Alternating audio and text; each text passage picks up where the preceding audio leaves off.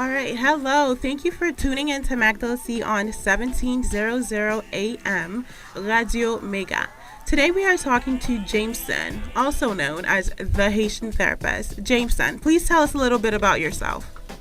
Hi, thank you for having me. Yes, as you said, I'm the Haitian therapist, Jameson Mercier, and I'm a licensed clinical social worker, psychotherapist, and I specialize in working in relationships. Now, what that means is relationships with families, married couples, those wanting to get married, toutes sortes de relations. Those are my areas of specialty. And I have an office in Plantation where people can schedule appointments. But yes, I do specialize in relationships. Were you born and raised in Haiti, or were you born down here? No, I was actually born in Haiti, and I lived there till I was about 7 years old before I moved to South Florida. Okay, you came at 7 years old. Oh, that's wonderful. Okay, so tell us a little bit about how you became a psychologist, and how did you become known as the Haitian psychologist?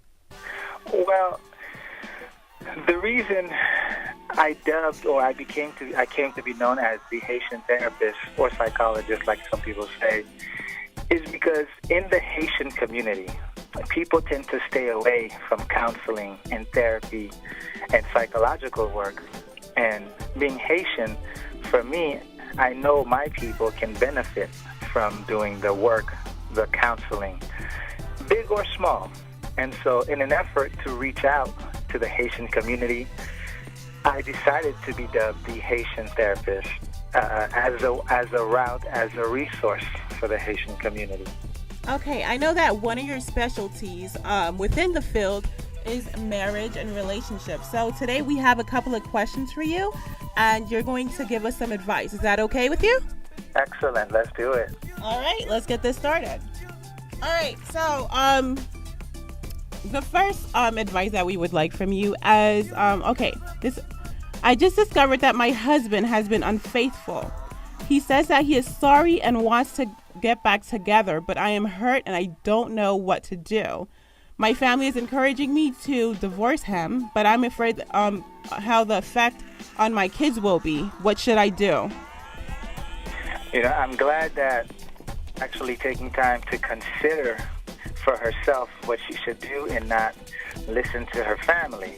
Now, in the end, she may decide to do what her family's suggesting her to do, but it would be her decision. At the end of the day, she has to deal with the consequences. In relationships, you have to be willing to communicate, not just when things are good, but difficult conversations. And what I often tell couples is not every case where husband or wife has been unfaithful must it end in divorce. You can reconcile. That's the first thing I would definitely tell her to do, is to see if she can reconcile with her husband. She has children with him, and there is some history. And if it's a possibility, consider that. But it may also be true that the relationship for her might be over. And if that's the case, she should prepare herself for that. Definitely take some time out to consider that, talk to her partner, and maybe even see a counselor. That might help. Yes, indeed. It's really important because when the kids are involved in something like this, it's really important to take them into consideration. Absolutely. All right, the second question. Okay, my husband is both verbally and physically abusive. Some friends said I should forgive him and try to make the relationship work. Others say I should get out. What should I do? It's hard to make a relationship work when you're being physically abused. And what I tell everyone, where there's physical abuse, the number one thing is your safety, your physical safety, because love don't hurt. And if someone is hurting you physically, you have to protect yourself, even if this person is your husband.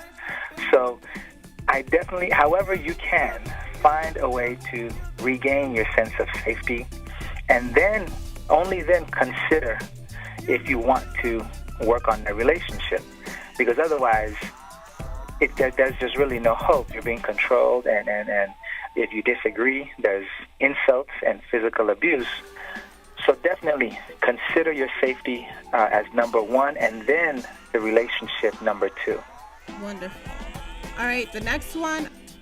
I married a divorced man. He is wonderful, but his children are a constant source of conflict. They don't respect me, and my husband and I often argue about them. I am tired and worn out. What should I do? Blended families can be very difficult. Before anyone gets into a situation where there are previous kids, particularly if they're older children, I always advise them to do it gradually and to involve the families in this new relationship. What you may want to do in a case like this is to seek to establish a relationship with these children, because they're not going anywhere. If anyone is going to leave, it would ultimately be you. Mm-hmm. But if you love your husband, there's no reason why you should have to choose. And so this is a case where the whole family might need to sit down and have a conversation to figure out, I love your father and you love your father. Is there a way for us to come together and make this work? Because at the end of the day, we all just, we all want to be happy and not hurt him. But definitely see if they can sit together. Because, again, it would be terrible for the kids to not talk to their father because of his wife, and for you to lose out on a man that you've loved because of his children. Okay, that very nice advice. And there is another one. I am married to my husband and do not know how much he gets paid. Every time that I ask him, he changes the subject, or he says that all the bills are paid, so don't worry about it. It does not seem right to me. After all, he knows how much I make. What do I do? So finances are tricky.